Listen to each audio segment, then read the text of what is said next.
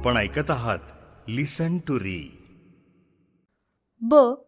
इसवी सन 1885 ते 1920 महाराष्ट्रातील राष्ट्रवादाचा उदय. महाराष्ट्रात 19व्या शतकाच्या उत्तरार्धात राष्ट्रवादाचा उदय झाला. आपल्या देशाबद्दल प्रेम व अभिमान वाटणे म्हणजेच राष्ट्रवाद होय.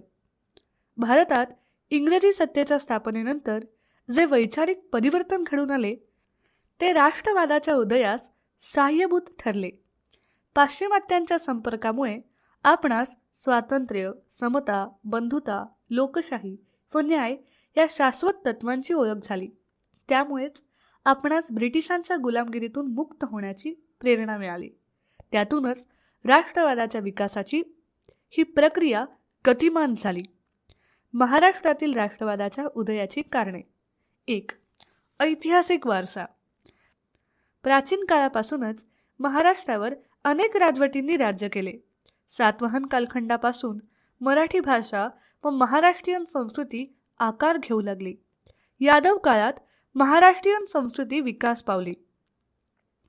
मध्ययुगीन काळात छत्रपती शिवाजी महाराजांनी महाराष्ट्रात स्वराज्य निर्माण केले.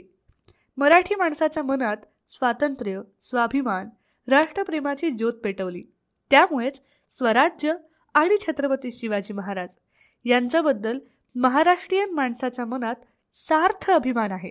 लोकमान्य टिळकांनी शिवजयंती व गणेश उत्सव साजरा करावयास सुरुवात केली. त्यामुळे मराठी माणसाच्या मनात राष्ट्रवादाची भावना विकसित झाली. 2. आर्थिक शोषण. इंग्रजी सत्तेच्या स्थापनेपासूनच इंग्रजांनी महाराष्ट्रीयन जनतेचे आर्थिक शोषण करण्यास सुरुवात केली. त्यांच्या औद्योगिक धोरणामुळे त्यांनी येथील बाजारपेठा काबीज केल्या.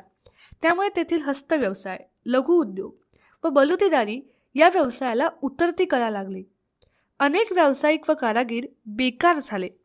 ईस्ट इंडिया कंपनीची राजवट संपुष्टात आल्यानंतरही ब्रिटिशांच्या या नीतीत फरक पडला नाही. निसर्गाच्या अवकृपेमुळे महाराष्ट्रात दुष्काळ पडला. या दुष्काळाच्या काळातही ब्रिटिश सरकारने जबरदस्तीने सारा वसूल केला. ब्रिटिशांच्या या शोषण नीतीमुळे शेतकरी सावकारांच्या पाशात अडकला. याचा परिणाम शेतकरी उठावामध्ये झाला. महाराष्ट्रात मोठा दुष्काळ पडला. यामुळे जनतेची आर्थिक हानी झाली. 3. इंग्रजी राजवटीचा परिणाम. भारतीयांच्या आणि महाराष्ट्रीयन माणसाच्या मनात राष्ट्रवादाची भावना जागृत होण्यास इंग्रजी राजवट अप्रत्यक्षरित्या कारणीभूत ठरली. ब्रिटिशांच्या बरोबर पाश्चात्य संस्कृती, साहित्य, शिक्षण, प्रशासन, कायदा, विचार इत्यादी संकल्पनांचा संपर्क भारतीयांशी आला. या वैचारिक क्रांतीमुळेच राष्ट्रवादाची भावना तसेच सामाजिक सुधारणा करण्याची गरज नवशिक्षितांना वाटली. सुरुवातीस लोकहितवादी बाळशास्त्री जांभेकर, दादोबा पांडुरंग तरखडकर, महात्मा फुले इत्यादींनी राजकीय चळवळीपेक्षा सामाजिक सुधारणांना महत्त्व दिले. परिणामी प्रबोधनास सुरुवात झाली. राष्ट्रवादी भावना जनतेच्या मनात निर्माण झाली. 4. इंग्रजी भाषेचा प्रसार. इसवी सन 1835 मध्ये लॉर्ड विल्यम बेटिंगने इंग्रजी भाषेतून शिक्षण देण्याचा कायदा केला. आपल्या फायद्यासाठी इंग्रजांनी येथे इंग्रजी भाषेच्या माध्यमातून शिक्षणाची सुरुवात केली. या देशाचा कारभार चालवण्यासाठी इंग्रजी भाषा जाणणारा कारकून वर्ग त्यांना निर्माण करायचा होता. राज्यकर्त्याचा हेतू मतलबी असला तरी भारतीयांच्या आणि महाराष्ट्रीयन लोकांच्या दृष्टीने इंग्रजी शिक्षण वरदान ठरले. कारण विविध भाषा बोलणाऱ्या निरनिराळ्या प्रांतातील भारतीय लोकांना एकत्र आणण्याचे कार्य इंग्रजी भाषेने केले. इंग्रजी भाषा त्यांच्यातील संपर्क माध्यम बनली. इंग्रजी भाषेच्या माध्यमातून भारतीय लोक परस्परांशी संपर्क साधू लागले. इंग्रजी शिक्षणामुळे आधुनिक विचारांचा प्रसार होऊ लागला. 5. दळणवळण व संपर्क प्रगती. ब्रिटिशांनी भारतात राज्यकारभाराच्या सोयीसाठी अनेक प्रकारच्या भौतिक सुधारणा केल्या. लॉर्ड डलहौसीने इसवी सन 1853 मध्ये मुंबई ते ठाणे ही भारतातील पहिली रेल्वे सुरू केली. त्यांनी अनेक प्रांतात रेल्वे, पोस्ट, तारयंत्रे सुरू केली. दळणवळणाच्या साधनात सुधारणा घडवून आणल्या. दळणवळणाच्या साधनात सुधारणा घडवून आणल्या. या सुधारणांमुळे भारताच्या निरनिराळ्या प्रांतातील लोक परस्परांच्या संपर्कात आले. भारतीय नेत्यांना ठिकठिकाणच्या जनतेशी संपर्क साधणे शक्य झाले.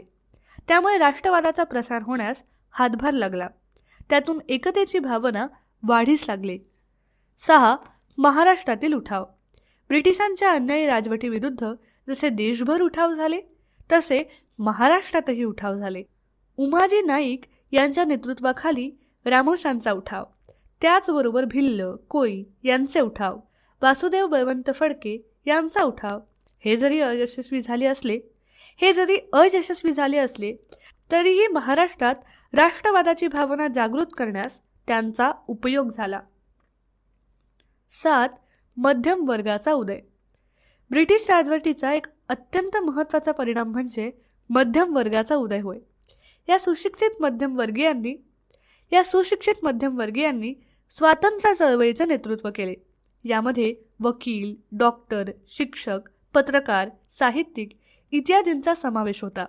त्यांनी राष्ट्रवादाच्या भावनेला व्यापक स्वरूप प्राप्त करून दिले. साहित्य व वृत्तपत्रे यांनी केलेली लोकजागृती. ब्रिटिश राजवटीत मुद्रण कलेला प्रोत्साहन मिळून भारतात छापखान्यांची वाढ झाली. याच काळात भारतात वृत्तपत्रे सुरू झाली.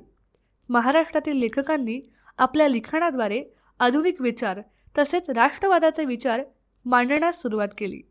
त्याचबरोबर सरकारी पक्षपाती धोरण, आर्थिक शोषण, वांशिक भेदभावाविरुद्ध आवाज उठवला. यामध्ये लोकहितवादी विष्णूशास्त्री चिपळूणकर, गोपाळकृष्ण गोखले, दादाभाई नौरोजी, महात्मा फुले, लोकमान्य टिळक, न्यायमूर्ती रानडे इत्यादींचा समावेश होता.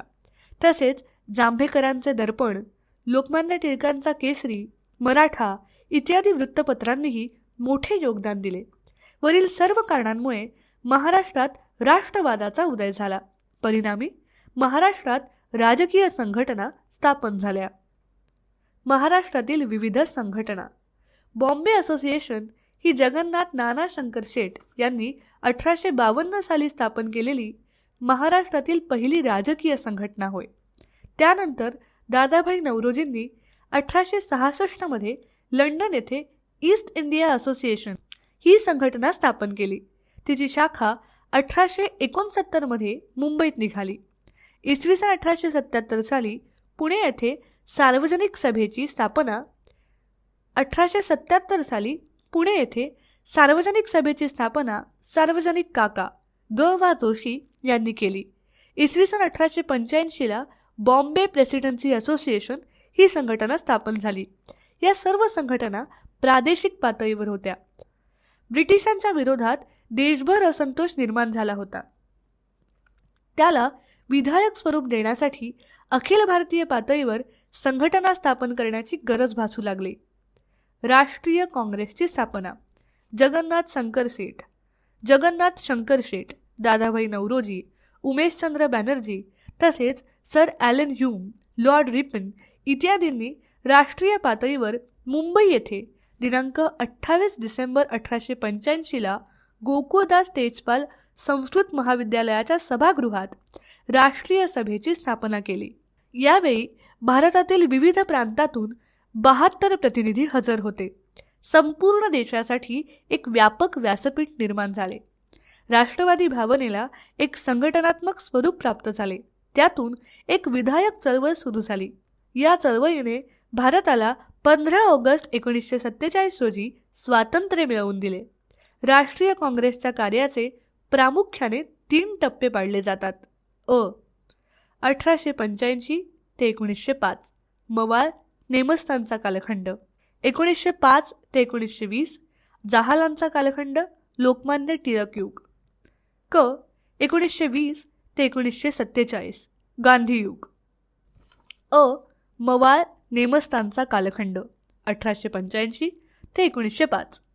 इसवी सन 1885 ते 1905 हा 20 वर्षांचा कालखंड भारतीय स्वातंत्र्य चळवळींमध्ये मवाळ किंवा नेमस्त कालखंड म्हणून ओळखला जातो, कारण याच काळात मवाळ नेत्यांचे राष्ट्रीय सभेवर प्रभुत्व होते. मवाळ नेत्यांचा ब्रिटिशांच्या न्यायबुद्धीवर विश्वास होता. ब्रिटिश राजवटीमध्ये आपणास सर्वांगीण प्रगती करून घेता येईल असा विश्वास ब्रिटिश राजवटीमध्ये आपणास सर्वांगीण प्रगती करून घेता येईल असा त्यांचा विश्वास होता. त्यामुळे या काळातील नेत्यांचा उद्देश ब्रिटिश सत्ता नष्ट करून संपूर्ण स्वातंत्र्य मिळवणे हा नव्हता, तर ब्रिटिश राजसत्तेबरोबर संघर्ष न करता ही आपली चळवळ सनदशीर किंवा नेमस्त मार्गाने चालवणे हा होता. त्यासाठी अर्ज, विनंत्या करणे, शिष्टमंडळे पाठवणे आणि आपले प्रश्न सोडवून घेणे यावर मवाळांचा भर होता. कार्य व कार्यपद्धती. या कालखंडातील राष्ट्रीय सभेचे नेते दादाभाई नौरोजी, फिरोजशाह मेहता, नामदार गोखले, न्यायमूर्ती रानडे, न्यायमूर्ती तेलंग इत्यादी होते. पाश्चात्य शिक्षणाने संस्कारित झालेले हे नेते होते. त्यांच्यासमोर ब्रिटिशांचा आदर्शवाद होता. भारतीय समाजाला प्रगतीपथावर नेण्याची, शांतता, सुव्यवस्था देण्याची क्षमता त्यांच्या अंगी होती. याचबरोबर ब्रिटिश न्यायी, उदारमतवादी, लोकशाही प्रेमी असल्यामुळे त्यांच्या सत्तेवर मवाळांचा विश्वास होता. मवाळांच्या मते रक्तपात, वित्तहानी करून आणि सामर्थ्यशाली ब्रिटिशांशी वैरत्व पत्करून काहीही साध्य होणार नाही. उलट राष्ट्रीय भावना विघटित होतील. यासाठी त्यांना न दुखावता त्यांच्याकडे आपण अर्ज, विनंत्या, शिष्टमंडळे इत्यादीद्वारे आपले ठराव मांडावेत. म्हणजेच सनदशीर व घटनात्मक मार्गाने आपले प्रश्न सोडवावेत. या मार्गाने थोडाफार उशीर लागेल, पण आपल्याला न्याय जरूर मिळेल. न्याय व कायदेशीर मार्गाने राज्यकर्त्यांवर दडपण आणून सुधारणा घडवून आणणे अशी मवाळांची सनदशीर विचारसरणी होती. भारतीय लोकांना राजकीय शिक्षण देऊन राज्यकारभार समर्थपणे सांभाळण्याची पात्रता निर्माण करण्यावर त्यांनी अधिक भर दिला होता. मवाळांची ध्येयप्राप्ती. मवाळ नेते दरवर्षी ठराव पास करून ते ब्रिटिश राज्यकर्त्यांकडे पाठवत. परंतु ब्रिटिश नीती थोडे द्यायचे व बरेचसे नाकारायचे अशी असल्यामुळे मवाळांच्या मागण्या जास्त प्रमाणात मान्य केल्या जात नसत. अर्थात या मागण्या प्राथमिक स्वरूपाच्या असल्या तरीही त्यावेळी त्याचे अनन्यसाधारण महत्त्व होते. मवाळांनी केलेल्या मागण्या मंजूर होतील अशी त्यांना अपेक्षाही नव्हती, परंतु ब्रिटिश सरकारने काही मागण्या मान्य केल्या. इसवी सन 1885 ते 1892 या काळात मवाळ नेत्यांनी कायदे मंडळातील निवडून येणाऱ्या सभासदांची संख्या वाढवावी आणि कायदे मंडळाच्या अधिकारात सुधारणा करावी. भारत मंत्री व भारत मंडळ रद्द करावे. कायदे मंडळाच्या वर्चस्वाखाली न्यायसंस्था ठेवू नयेत. स्थानिक स्वराज्य संस्थांना अधिक अधिकार द्यावेत. वृत्तपत्रांना स्वातंत्र्य द्यावे अशा त्या मागण्या होत्या. त्यानुसार सरकारने इंडियन काउन्सिल ॲक्ट 1892 हा कायदा मंजूर केला. या कायद्याने केंद्रीय आणि कायदे मंडळातील सदस्य संख्या वाढवली. वार्षिक अंदाजपत्रकांवर चर्चा करण्याचा अधिकार कायदे मंडळाला देण्यात आला, परंतु मतदानाचा हक्क दिला नाही. परिणामी 1892च्या कायद्यानं दिलेल्या सुधारणा समाधानकारक नाहीत असे मवाळ काँग्रेसचे मत होते. म्हणून कायदे मंडळात जास्त सभासद व जादा अधिकार असावेत अशी मागणी त्यांनी केली. तर पुढील काळात नामदार गोखले यांनी 1905 मध्ये ऑस्ट्रेलिया, कॅनडाप्रमाणे भारतालाही वसाहतीचे स्वराज्य देण्यात यावे अशी मागणी केली. दादाभाई नौरोजींनी संपत्तीचे निस्सरण, ड्रेन ऑफ वेल्थ सिद्धांत मांडून शेतसारा कमी करावा, मिठावरील कर रद्द करावा, बँका सुरू कराव्यात, सावकारापासून रयतेचे संरक्षण करावे इत्यादी आर्थिक मागण्या केल्या. याचबरोबर इंग्रजांना उच्च पदे देणे हे आर्थिक, राजकीय आणि नैतिकदृष्ट्या योग्य नसल्याचेही मवाळांनी स्पष्ट केले. मूल्यमापन. टीकाकारांच्या मते इसवी सन 1885 ते 1905 या मवाळ कालखंडात राष्ट्रीय सभेला फारसे यश मिळाले नाही. त्यांच्या मागण्यांना सरकारने प्रतिसाद दिला नाही. तसेच या काळात काँग्रेसला जनमताचा आधारही नव्हता. या टीकेमध्ये थोडाफार सत्यांश असला तरी राष्ट्रीय काँग्रेस पूर्णतः अयशस्वी ठरली असे म्हणता येणार नाही, कारण याच कालखंडात मवाळ नेत्यांनी राष्ट्रीय भावना जागृत करून आपण भारतीय लोक एकाच राष्ट्राचे नागरिक आहोत ही राष्ट्रवादाची भावना जनतेच्या मनात रुजवली. तसेच भारतीय लोकांना राजकीय शिक्षण दिले. लोकशाही, राष्ट्रवाद या संकल्पनेविषयी जाणीव निर्माण केली. ब्रिटिश सरकारचे चुकीचे धोरण जनतेच्या निदर्शनास आणून दिले. भारतीयांना भारतावर राज्य करण्याचा अधिकार आहे हे जनतेला पटवून दिले. यामुळे इसवी सन 1905 नंतर जहाल काँग्रेसला स्वराज्याचा मार्ग मोकळा झाला. असेच ऑडिओज ऐकत राहण्यासाठी तुम्ही लिसन टू री हे ॲप्लिकेशन प्ले स्टोअरवरून आजच डाउनलोड करू शकता. सर्व स्पर्धा परीक्षांसाठी आवश्यक असणारे ऑडिओ बुक्स, ऑडिओ नोट्स तसेच इतर मटेरियल देखील त्यावर उपलब्ध करून देण्यात आले आहेत. या ऑडिओसोबतच्या लिंकवर क्लिक करून तुम्ही ते ॲप्लिकेशन डाउनलोड करू शकता. लोकमान्य टिळक व जहाल कालखंड 1905 ते 1920. जहाल मतवादाचा उदय. राष्ट्रीय काँग्रेस ही ठराविक बुद्धिवादी मवाळ नेत्यांच्या नेतृत्वाखाली 20 वर्षे कार्य करत होती. या काळात त्यांना नेमस्त मार्गाने केलेल्या कार्यास अपेक्षित यश मिळाले नाही. ब्रिटिश धार्जिना धोरणाचा भारतीय जनतेस उपयोग होत नाही याची जाणीव 1892 पासून भारतीय राष्ट्रीय काँग्रेसमधील तरुण वर्गास होऊ लागली. त्यांच्यात ब्रिटिशांच्या न्यायी व उदारमतवादी धोरणाबाबत साशंकता निर्माण झाली. त्यांना मवाळ नेत्यांचे नेमस्त धोरण अयोग्य वाटू लागले. अर्ज, विनंत्या, शिष्टमंडळे पाठवण्यापेक्षा प्रतिकार करावा, स्वदेशीचा पुरस्कार करावा, राष्ट्रीय शिक्षणाला प्राधान्य देऊन प्रखर राष्ट्रवाद निर्माण करावा, हा राष्ट्रवाद भारतातील जनसामान्यांपर्यंत पोहोचवावा असे या तरुण वर्गाला वाटू लागले. त्यातच इसवी सन 1905च्या बंगालच्या फाळणीने जहाल मतवाद वाढीस नेला.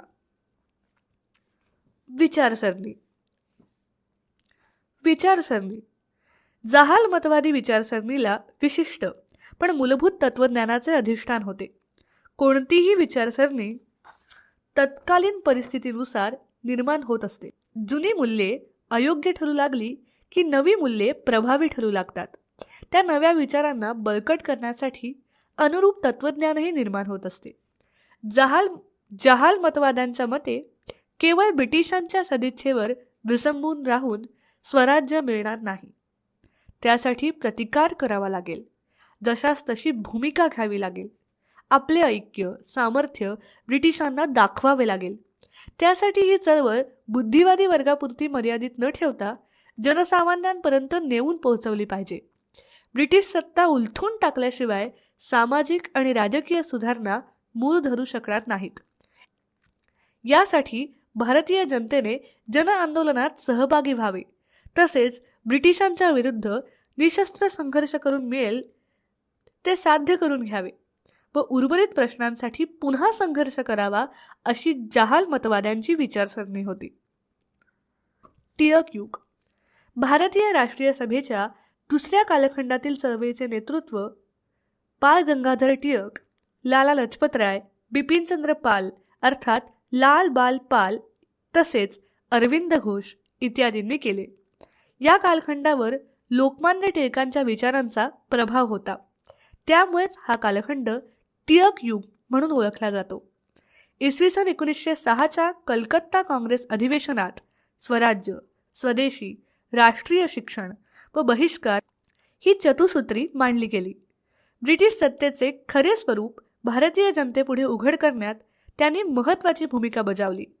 परिणामी भारतीय जनतेच्या मनात इंग्रजी सत्तेविरुद्ध प्रचंड असंतोष निर्माण झाला. त्यामुळे सर व्हॅलेंटाईन शिरोल यांनी लोकमान्य टिळकांना हिंदी असंतोषाचे जनक असे संबोधले होते.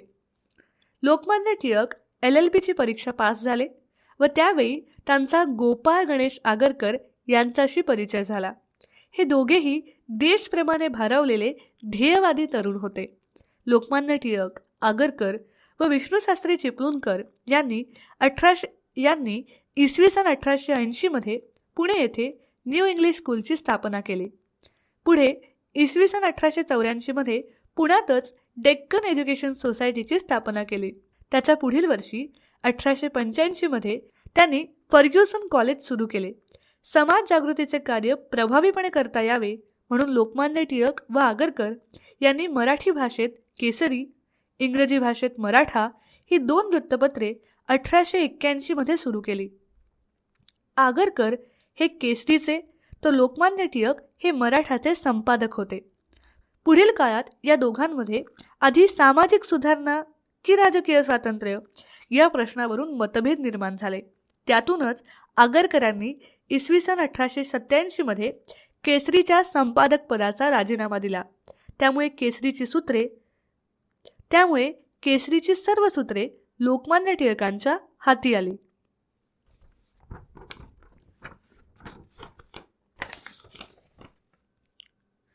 जहाल मतवादाचा पुरस्कार. लोकमान्य टिळकांनी तरुण वर्गात स्वराज्य, स्वदेशी, राष्ट्रीय शिक्षण आणि बहिष्कार याविषयी अभिमान निर्माण करून त्यांना ब्रिटिश सत्तेच्या विरोधात उभं राहण्याची प्रेरणा दिली. साहजिकच लोकमान्य टिळकांच्या सार्वजनिक कार्याची सुरुवात झाल्यावर महाराष्ट्रात नवविचारांचे वारे वाहू लागले. या कार्याला चालना देण्याच्या उद्देशाने लोकमान्य टिळकांनी सार्वजनिक गणेश उत्सव 1893, शिवजयंती उत्सव 1895 रोजी सुरू केले. तरुण वर्गासाठी व्यायामशाळा सुरू केल्या. या माध्यमातून त्यांनी लोकजागृती व समाज संघटन घडवून आणण्यावर भर दिला. याच काळात लोकमान्य टिळकांनी भारतीय राष्ट्रीय काँग्रेसच्या कार्यात भाग घेण्यास सुरुवात केली. त्यांच्या मते आपल्या देशापुढील सर्व समस्यांचे मूळ परकीय सत्ता आणि तिने आपल्यावर लादलेली राजकीय गुलामगिरी होती. ब्रिटिश सरकार केवळ स्वतःच्या हितसंबंधांचा विचार करत असल्याने ते भारतीय जनतेला कधीच न्याय देऊ शकणार नाहीत. अशा परिस्थितीत भारतीयांनी आपल्या हक्कासाठी ब्रिटिश सरकारशी संघर्ष करण्याची तयारी ठेवली पाहिजे.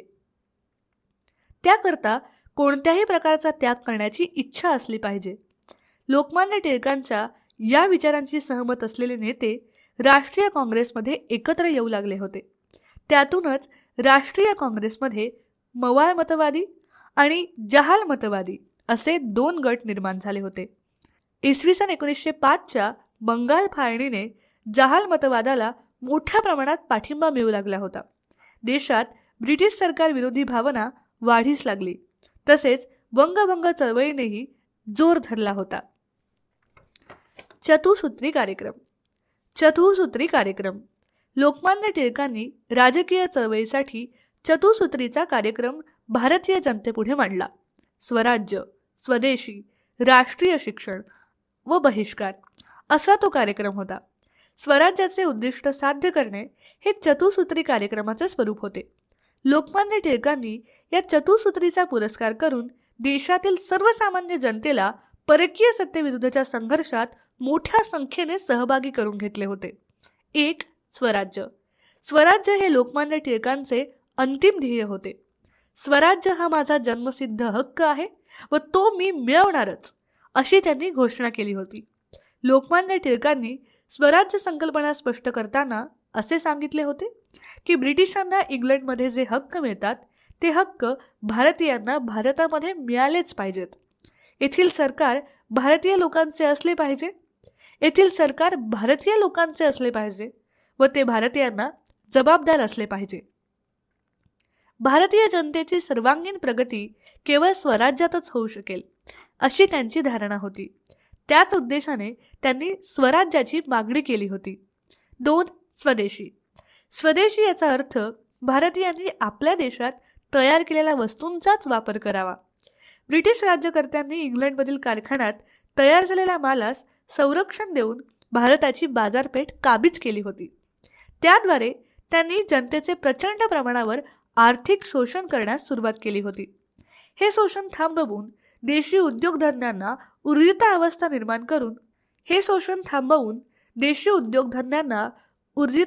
निर्माण करून देण्याच्या उद्देशाने स्वदेशीचा पुरस्कार करण्यात आला. लोकमान्य टिळकांनी व्यापक दृष्टिकोनातून स्वदेशीचा आग्रह धरला. आर्थिक चळवळीप्रमाणेच ते राजकीय चळवळ या दृष्टीनेही स्वदेशीकडे पाहत असत. स्वदेशी मालाच्या व्यापारातून भारतीयांच्या मधील राष्ट्रप्रेमाची भावना जागृत होईल. तसेच स्वदेशी चळवळीच्या माध्यमातून परकीय सत्तेशी संघर्ष करण्याचे एक प्रभावी साधन उपलब्ध होईल असे त्यांना अभिप्रेत होते. 3. राष्ट्रीय शिक्षण. भारतीय तरुणांमध्ये राष्ट्रीय प्रेमाची भावना निर्माण करण्याचे साधन म्हणून लोकमान्य टिळकांनी राष्ट्रीय शिक्षणाचा पुरस्कार केला होता. त्यांच्या मते सरकारी शाळांमधून राष्ट्रप्रेम, राष्ट्राभिमान व राष्ट्रीय वृत्ती निर्माण करणारे शिक्षण दिले जात नव्हते. तेव्हा सामाजिक कार्यकर्त्यांनी राष्ट्रीय शिक्षण संस्था सुरू करून विद्यार्थ्यांना राष्ट्रप्रेमाचे तसेच आपल्या देशाची संस्कृती, उज्ज्वल परंपरा व इतिहास यांची माहिती करून देणारे शिक्षण द्यावे असे त्यांचे म्हणणे होते. राष्ट्रीय शिक्षणामुळे विद्यार्थी अवस्थेतच त्यांच्यात देशप्रेम, राष्ट्रभक्ती, स्वाभिमान, स्वावलंबी वृत्ती रुजवली जाईल व त्याचा उपयोग स्वातंत्र्य चळवळीसाठी होईल अशी त्यांची धारणा होती. 4. बहिष्कार. बहिष्कार ही स्वदेशीला पूरक अशी चळवळ होती. स्वदेशीची चळवळ यशस्वी होण्यासाठी परकीय मालावर बहिष्कार टाकण्याची गरज होती. तसेच या मार्गाने इंग्रजी सत्तेची नाकेबंदी करता येणार नव्हती. लोकमान्य टिळकांनी सांगितले होते की परकीय सत्तेविरुद्ध लढण्यासाठी आपल्याकडे शस्त्रास्त्रे नसली तरी शस्त्रास्त्रापेक्षाही अधिक प्रभावी असे साधन आपल्या हाती आहे. ते साधन म्हणजे बहिष्कार. परकीय मालावर भारतीयांनी बहिष्कार टाकल्यास ब्रिटिशांना या ठिकाणी राज्य चालवणे अशक्य होईल. थोडक्यात त्यांच्या दृष्टीने बहिष्कार हे ब्रिटिश सत्तेशी संघर्ष करण्याचे एक प्रभावी साधन होते. लोकमान्य टिळकांच्या या राष्ट्रवादी विचारसरणीमुळे आणि प्रचार कार्यामुळे त्यांना ब्रिटिश सरकारच्या रोषास तोंड द्यावे लागले. इसवी सन 1908 साली सरकारने त्यांच्यावर राजद्रोहाच्या आरोपाखाली खटला भरला. या खटल्यात त्यांना 6 वर्षाची शिक्षा झाली. ब्रह्मदेशातील म्हणजेच म्यानमारमधील मंडालेच्या कारागृहात त्यांना कैदेत ठेवण्यात आले. याच काळात त्यांनी गीता रहस्य हा ग्रंथ लिहिला. तुरुंगातून बाहेर आल्यानंतर त्यांनी आपले राजकीय कार्य पूर्वीच्याच जोमाने पुढे चालू ठेवले. होम रूल चळवळ. इसवी सन 1916 मध्ये डॉक्टर ॲनी बेझंट यांच्या सहकार्याने लोकमान्य टिळक यांनी होम रूल लीग या संघटनेची स्थापना केली. भारतीय जनतेला राजकीय हक्क मिळाले पाहिजेत व भारतातील प्रातिनिधिक संस्था अधिक व्यापक बनून त्यांच्या अधिकारात वाढ केली पाहिजे अशा मागण्या या संघटनेमार्फत करण्यात आल्या. लोकमान्य टिळकांनी महाराष्ट्रात दौरे, प्रचारसभा आणि वृत्तपत्रातून मांडलेले प्रभावी विचार यामुळे महाराष्ट्राबरोबरच देशभर सामान्य लोकात स्वराज्याच्या हक्काची जाणीव निर्माण झाली. ब्रिटिश सरकारला ही चळवळ धोकादायक वाटू लागली. त्यांनी दडपशाहीचे धोरण स्वीकारले, वृत्तपत्रांवर बंधनं आणली. लोकमान्य टिळक यांना पंजाब, दिल्ली येथे प्रवेशबंदी केली. परंतु आता समाज जागृती इतकी झाली होती की लोक उत्साहाने होम रूलमध्ये सामील होऊ लागले. या चळवळीचे महत्त्व लक्षात आल्यानंतर मवाळवादी नेते, मुस्लिम लीगचे कार्यकर्ते त्यात सामील होऊ लागले. लोकमान्य टिळकांचा पुन्हा राष्ट्रीय काँग्रेसमध्ये प्रवेश झाला. कोलकाता अधिवेशनासाठी डॉक्टर ॲनी बेझंट यांना अध्यक्ष करण्यात आलं. लोकमान्य टिळक यशस्वी झाले. डॉक्टर ॲनी बेझंट अध्यक्ष होताच त्यांनी स्वराज्याची मागणी केली. लखनौ करार 1916. लोकमान्य टिळकांच्या मते हिंदू आणि मुस्लिम यांनी एकत्र येऊन जर स्वातंत्र्य चळवळीत भाग घेतला तर ब्रिटिशांना या संघटित शक्तीचा प्रतिकार करणे अशक्य होईल. पहिल्या महायुद्धामध्ये 1914 ते 1918 खलिफाच्या प्रश्नावरून भारतीय मुसलमान दुखावले गेले. त्यामुळे इंग्रज मुस्लिम विरोधी आहेत असा समज निर्माण झाला आणि ते हळूहळू काँग्रेसजवळ येऊ लागले.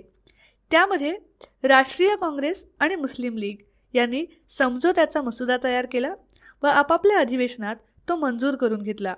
त्यानुसार खालीलप्रमाणे तडजोड करण्यात आली. 1. राष्ट्रीय सभेने मुस्लिम लीगच्या वेगवेगळ्या मतदारसंघाला विरोध करण्याचे सोडून दिले. 2. मुस्लिम लीगने ब्रिटिश साम्राज्याअंतर्गत स्वराज्याच्या मागणीस मान्यता दिली. 3.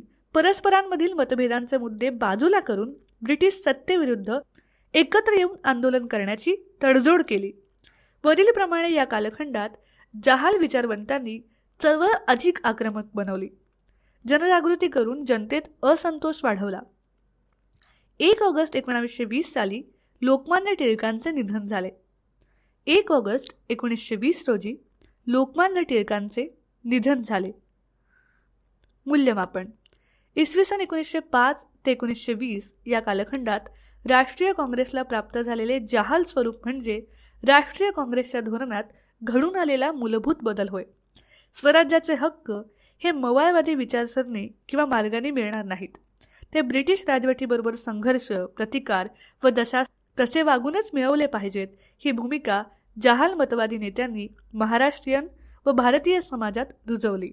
याच दरम्यान महाराष्ट्रात, भारतात व भारताबाहेर ब्रिटिश अन्यायाविरुद्ध अनेक सशस्त्र क्रांतिकारी व्यक्ती व संघटना कार्य करत होत्या.